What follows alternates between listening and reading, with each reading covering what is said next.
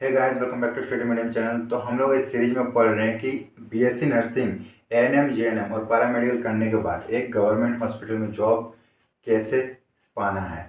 तो आपको कुछ एंट्रेंस एग्जाम देना पड़ेगा और उस एंट्रेंस एग्जाम का तैयारी हम लोग इस सीरीज में कर रहे हैं, जिसमें आपको हर एक चैप्टर को टॉपिक वाइज पढ़ाया जा रहा है। फिर उसके रिगार्डिंग जितने भी ऑब्जेक्टिव क्वेश्चंस आएंगे उस चैप्टर को खत्म करने के बाद आपके सामने रखा जाएगा। और सीरीज ही इंपॉर्टेंट है, अगर आप देख लेते हो तो आपको जॉब लेने में कोई परेशानी नहीं होगी। और इसके रिगार्डिंग मैंने एक पीडीएफ भी बनाया हुआ है, जिसका लिंक मैंने डिस्क्रिप्शन बॉक्स में दे रखा है। तो वीडियो को एंड तक देखिएगा और पसंद है तो लाइक जरूर कीजिए। चलिए शुरू करते हैं आज का वीडियो।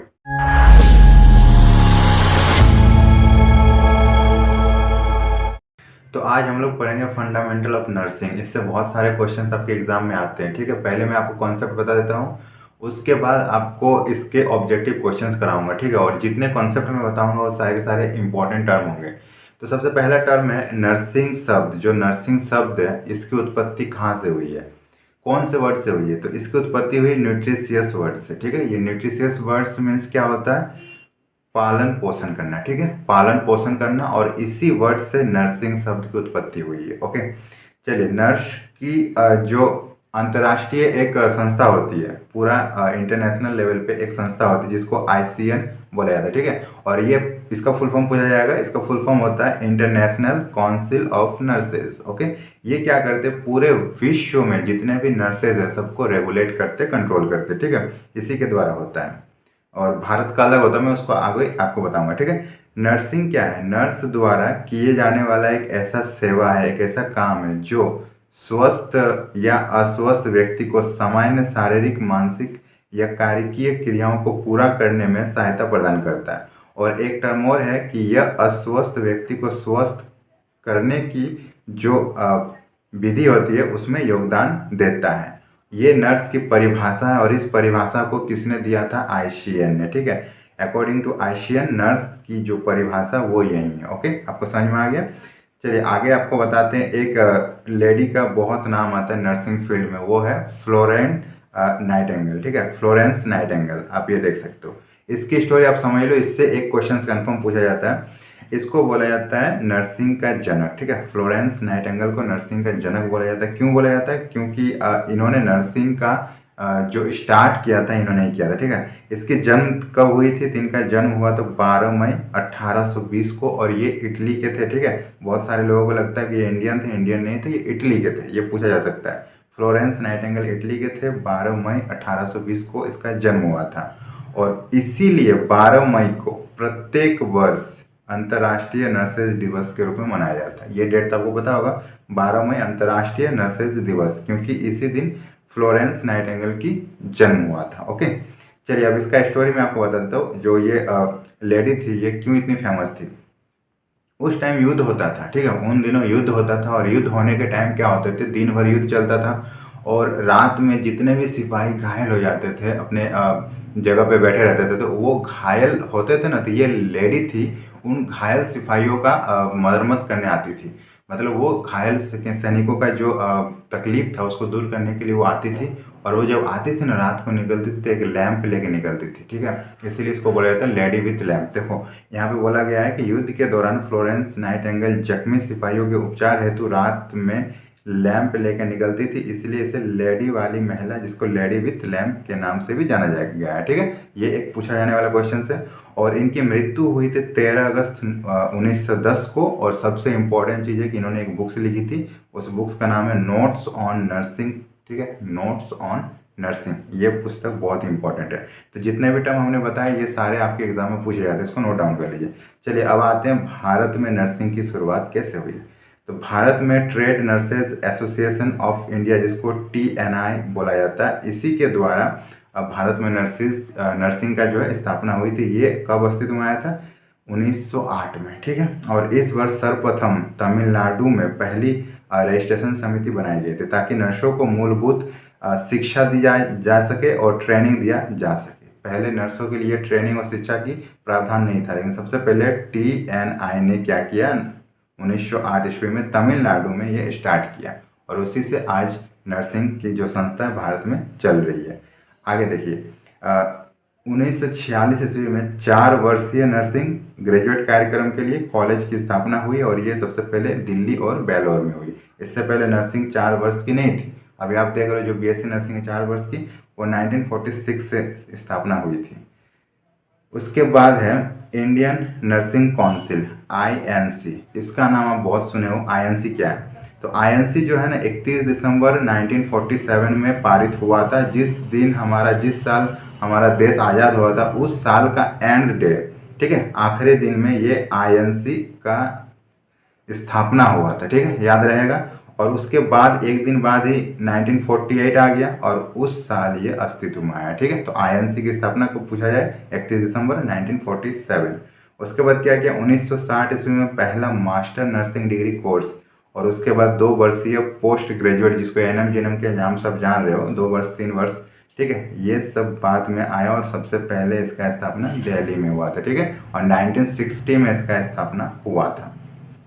अब देखिए कुछ नीति शास्त्र होते हैं नर्सेज के लिए, नर्सों के लिए कुछ नीति शास्त्र होते हैं। तो इनका क्या यूज होता है? आप जब नर्सिंग में एडमिशन लोगे तो आपको ये ऑथ के रूप में बताया जाता है। देखो, नर्सिंग व्यवसाय से जुड़े नीतिगत नियमों को पहली बार अंतर्राष्ट्रीय काउंसिल ऑफ नर्सेज नियम, जिसको आईसीएन एक्ट ने 1953 में स्थापित किया था, ठीक है। और आईसीएन नियमों को हाल ही में 2012 में संशोधित किया गया, और ये डेट इंपॉर्टेंट है, ठीक है। जो आईएनसी के तहत जो अभी नियम आपके ऊपर लागू हो रहे हैं ये 2012 में संशोधित हुई है और 2012 के अकॉर्डिंग चल रहे हैं, ठीक है। इससे पहले वाला चेंजेज हो गया। अब देखिए नर्सेज का कार्य क्या होता है? नर्सेज का जो कार्य होता है व्यक्ति, परिवार और समाज एवं उससे जुड़े हुए सामाजिक समूह को स्वास्थ्य सुविधाएं प्रदान करना, ठीक है, स्वास्थ्य सुविधाएं प्रदान करना। और नर्सेज का मुख्य दायित्व क्या होता है? तो पहला दायित्व होता है बेहतर स्वास्थ्य बनाए रखना, दूसरा दायित्व होता है रोगों की रोकथाम, तीसरा रोगों को स्वास्थ्य को पुनः प्राप्त करना, और चौथा होता है रोग पीड़ा को कम करना, जो तकलीफ होती है उसको कम करने का मेन दायित्व होता है। अब आपको मैं एक चीज़ बता रहा हूँ, ये वेरी इंपॉर्टेंट है। नर्सेज के लिए नीति नियम, नर्सेज के लिए जो नीति नियम है वो 5 है, ठीक है, आप इसको नोट डाउन कर लो। नर्सेज एवं सामान्य जन, नर्सेज एवं अभ्यास, नर्सेज एवं सहकर्मी, नर्सेज एवं समाज, और नर्सेज एवं व्यवसाय। ये 5 जो है ना नीति नियम है, और ये बहुत इंपॉर्टेंट है, ठीक है। चलिए, आपको ये सब इंटरव्यू में पूछा जा सकता है जब आप जॉब के लिए जाओगे तो, ठीक है। चलिए आपको आगे ले चलते हैं। तो आगे आपको मैं बता रहा हूँ नर्सेज के गुण। नर्सेज के गुण क्या क्या होने चाहिए? तो नर्स में दयालुता होनी चाहिए, काइंडनेस होनी चाहिए, पहला गुण। दूसरा, नर्स संचार कौशल में बेहतर होनी चाहिए, जो उनका कम्युनिकेबल स्किल होता है वो स्ट्रॉन्ग होना चाहिए। मतलब आप देखना कि नर्स एक पेशेंट के साथ कैसे बात करता है, उनको बात एक फ्रेंडली बिहेव का होना चाहिए, ठीक है, ये एक अच्छे नर्स की पहचान होती है। उसके बाद नर्स का रोगियों के प्रति देखभाल करने वाला पहला व्यवहार जो होता है ना वो होना चाहिए। सबसे पहले उनका दायित्व होता है कि रोगी को देखना, ठीक है, अपने ऊपर अगर कोई भी प्रॉब्लम हो रही है तो उसको छोड़ के सबसे पहले वो रोगी को देखना प्रीफर करते हैं, ठीक है। उसके बाद है नर्स को लक्ष्य प्राप्ति के लिए उच्च प्रेरणा युक्त होना। मतलब किसी भी पेशेंट को ये मोटिवेट करते रहना चाहिए कि आपको कुछ नहीं होगा, आप बहुत जल्दी ठीक हो जाओगे, ऐसा उनको करते रहना चाहिए एक नर्स को, ठीक है। उसके बाद नर्स की जो मेन खूबी है वो है नर्स में अत्यधिक तनाव में विचार व कार्य करने की जो क्षमता होती है वो होनी चाहिए। जब बहुत ज़्यादा टेंशन हो ना इंसान को तो वो अपना मानसिक संतुलन खो देते हैं, लेकिन ऐसे सिचुएशन में भी एक नर्स को विचार करने की क्षमता होनी चाहिए, ओके। उसके बाद है नर्स में सीमित संसाधनों के साथ समस्याओं का समाधान करने की क्षमता भी होनी चाहिए। हमेशा क्या होता है, संसाधनों की कमी होती है, हमेशा संसाधन अवेलेबल नहीं होते, लेकिन कम संसाधन के होते हुए भी नर्स को अपना काम बखूबी करने आना चाहिए, ठीक है। उसके बाद देखिए नर्स जो होते हैं शारीरिक सहन शक्ति व मानसिक सहन शक्ति से भरपूर होनी चाहिए। अगर मान लीजिए नर्स, अगर कोई आपको ट्रीट कर रहा है, आपको देख रहा है, और नर्स को ही कोई प्रॉब्लम है तो वो अपने प्रॉब्लम में अगर फंसी रहेगी तो फिर वो आपका देखभाल कैसे करेगी? इसीलिए उनको सहन शक्ति युक्त होना चाहिए। अगर उनको कोई दर्द, पीड़ा या मानसिक तनाव है तो वो उनको सहन करके आपको उसे देखना चाहिए, ठीक है। चलिए एक पॉइंट और है, नर्स ईमानदार होनी चाहिए, सच्ची होनी चाहिए, तकनीकी रूप से सक्षम होनी चाहिए। ये वेरी इंपॉर्टेंट है। तकनीकी रूप से मतलब जो आपका अभी एप्लियंस आ रहा है उनको अच्छी तरह से भलीभांति यूज करने आना चाहिए, ठीक है। विश्वसनीय होना चाहिए, नम्र होना चाहिए, संवेदनशील, व्यवहार में कुशल, शांति प्रिय एवं मरीज के विषय में गोपनीय रखने वाला होना चाहिए। ठीक है, ये जो लास्ट है ना, मरीज के विषय में गोपनीय रखने वाला होना चाहिए, ये भी इम्पोर्टेंट है। चलो ये तो नर्स के गुण हो गए, मैंने फंडामेंटल नर्स के बारे में बता रहा हूँ। अब देखिए नर्स का जो फुल फॉर्म है वो जान लीजिए, कभी कभी आपको ये पूछ सकता है। नॉर्मली जो वाइवा होते हैं ना वहाँ पे ये पूछे जाते हैं। नर्स शब्द का अर्थ क्या है? एन फॉर नोबिलिटी, ठीक है, यू फॉर उपयोगिता जिसको यूजफुलनेस बोलते हैं, R for responsibility, S for simplicity और ई फॉर इफिशियंसी। ये सारे वर्ड्स मिलके बनते हैं नर्स। ओके, समझ में आ गया? चलिए नर्सिंग प्रक्रिया, नर्सिंग की जो प्रक्रिया वो क्या होती है? नर्सिंग की प्रक्रिया देख लीजिए। यह एक योजनाबद्ध एवं क्रमबद्ध तरीका है जिसके द्वारा मरीज की समस्याओं की पहचान की जाती है। पहली बात उसकी समस्या क्या उसको पहचानना जाता है। दूसरा, इन समस्याओं के समाधान की योजना तैयार की जाती है। पहले तो आप उसको पहचानो, फिर उसके ऊपर एक प्लानिंग करो, उसके बाद योजना को लागू करने के लिए आवश्यक कदम उठाए जाते हैं एवं एक दूसरे का सहयोग प्राप्त किया जाता है। मतलब एक तो वो आप जो प्लानिंग की है उसको लागू करना है, दूसरी बात खुद से नहीं करना, आसपास अगर आपको और डॉक्टर या नर्स मिल रहे हैं तो सभी की हेल्प से करना है। ठीक है, चलिए आगे बढ़ते हैं।